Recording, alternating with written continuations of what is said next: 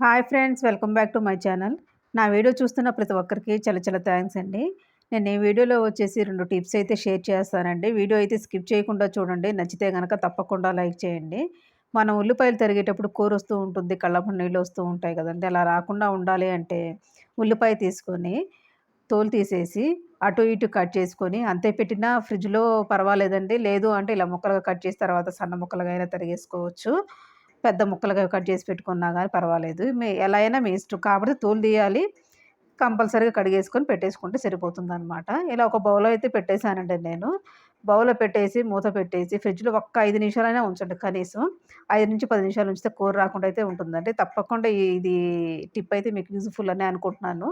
అలానే పూలు ఎక్కువ రోజులు నిల్వ ఉండాలి అంటే ఇలా బాక్స్‌లో పెట్టుకోండి. స్టీల్‌వి గానీ, మామూలోటిలో గానీ. మనం క్యారీ బ్యాగ్‌లో పెట్టే కంటే కూడా ఇలా పెట్టుకుంటే గనక ఎక్కువ రోజులైతే నిల్వ ఉంటాయి తప్పకుండా. ఇవి టిప్స్ గనక మీకు నచ్చితే తప్పకుండా లైక్ చేసేయండి.